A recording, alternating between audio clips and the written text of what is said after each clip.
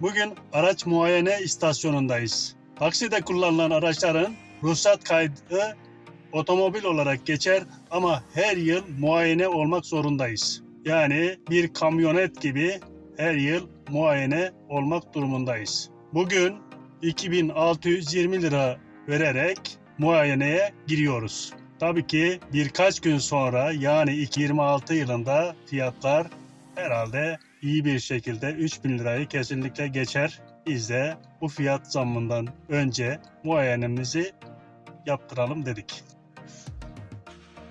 Antalya'da çok araç var. Tabii ki muayene istasyonlarının önü de dolup taşıyor. Şu anda biraz heyecanlıyız. Acaba aracımızın bir eksiği var mıdır, yok mudur? İnşallah yoktur diye düşünüyorum. Evet, şimdi sıra bende. Tabii ki aracımızı teslim edeceğiz. Sonra karşıya geçip bekleyeceğiz. Aracımızı teslim ettik. Şu anda arkaya geçip bekleyeceğiz. Muayeneden geçemedik arkadaşlar. Neymiş kusurumuz? Ağır kusur. Geri vites lambası tamamen fonksiyonunu yerine getirmiyormuş. Şimdi bunun için buradan ayrılıyoruz. Bunu yaptırıp tekrar sıraya giriyoruz ve daha önceden birçok defalar olduğu gibi kusursuz olarak çıkıyoruz. Yani bu insanlara bilmiyorum da zulümden başka nedir ya? Zaten ticari aracız. Söylese gideriz, yaptırırız, öyle bineriz. Sis lambası dediğiniz yani buraya gelirken bile patlayabilir. Ki daha öncelerden böyle şeyler başıma geldi arkadaşlar. Neyse gidiyoruz. Bu arada anahtarımı...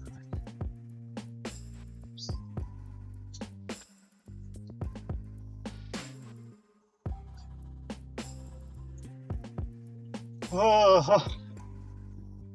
İşte bu ağır kusuru yaptırmak için şu anda buradan ayrılıyoruz. Gideceğiz. Bakalım kaç lira ödeyeceğiz.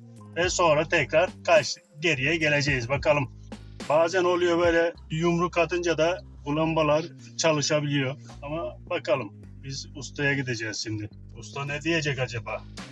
Şimdi gidiyoruz. Orada da vakit. Ya bu ticari bir araç arkadaşlar. Ticari bir araç. Yani çalışması gerekiyor. Para kazanması gerekiyor.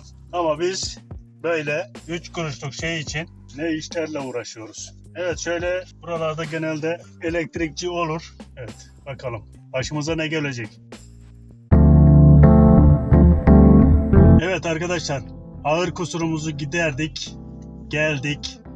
Yine TÜTÜRK muayene istasyonunda sıramızı aldık ve bugün muayenemizden sağ salim kurtulduk. Artık bir yıl sonra tekrar buralarda olacağız. Bakalım o zaman hangi kusurlarımız olacak? Her ne kadar da muayenelerden kalıyor olsak da aslında bu sistem eskiye göre çok iyi arkadaşlar. Ben ilk aracımda muayeneye girmek için trafik takipçiye bir ücret ödüyordum. Sonra muayene için devlete bir ücret ödüyorduk ve trafik takipçi bizim ruhsatımızı alıyordu, kendisi yaptırıyordu. Bu kadar detaylı bir şekilde inceleme de yapılmıyordu. Yani kaputu aç, sağına soluna bak, haydi git.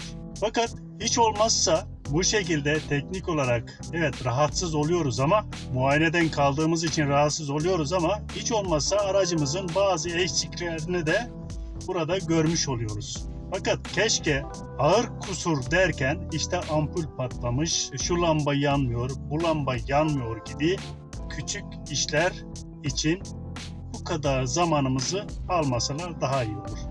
Hem bizim zamanımız gidiyor hem de buradaki çalışan insanların mesai yükü artıyor.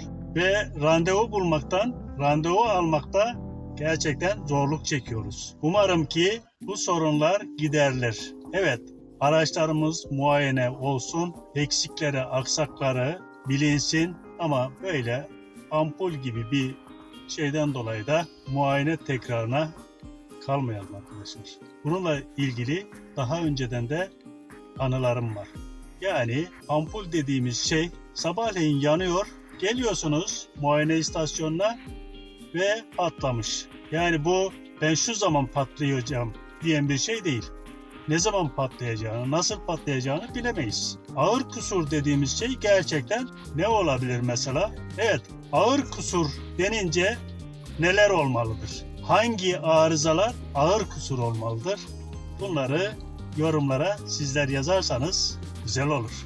Belki de yetkililer görür ve bunları dikkate alır, kanuni düzeltmeler yapabilirler. Ayrıca sadece arabalarımızı değil, kendimizi de muayene ettirelim arkadaşlar.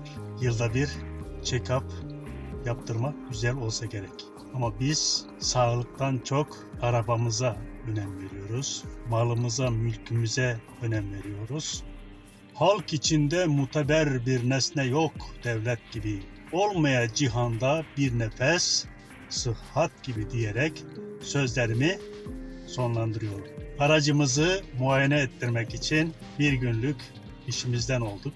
Bu kadar zamanımız gitti. Evet, ücretleri de oldukça yüksek. Ayrıca kullandığımız araç otomobil olmasına rağmen her yıl taksiciler muayeneye her yıl giriyor.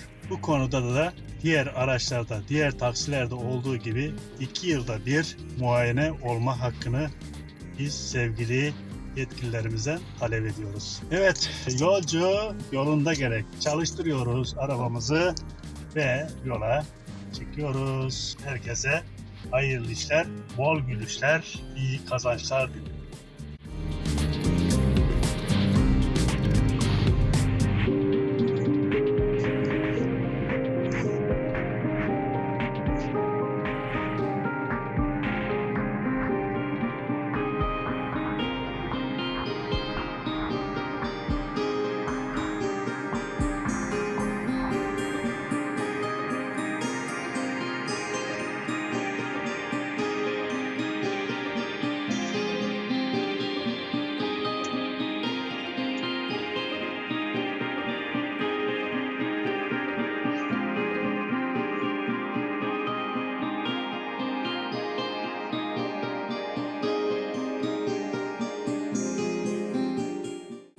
Bugün muayeneden kaldık ya, bir yerde bir grup esnafla oturup sohbet ediyorduk. Tabii ki herkeste olduğu gibi bir mesleği küçümsemek, bir mesleği yargılamak maalesef bizde hastalık haline almış. Taksiciliğin kolay, kazancının fazla olduğunu savunuyor. Taksicinin gecesi gündüzü yok, bayramı düğünü yok, koşuşturması var, sıkıntısı var, tehlikesi var. Bizim için araca binen her yolcu yeni bir başlangıçtır. Nasıl bir kişiyle karşılaşacağımızı bilmediğimiz gibi bugün nerelere gideceğimizi, neler yapacağımızı, hangi semte uğrayacağımızı, ne kadar para kazanacağımızı bilemiyoruz. Siz ne dersiniz? Sizce de taksicilik kolay bir meslek mi? Veya gereğinden fazla mı kazanıyorlar? Yorumlara yazarsanız bütün insanlarla paylaşmış oluruz.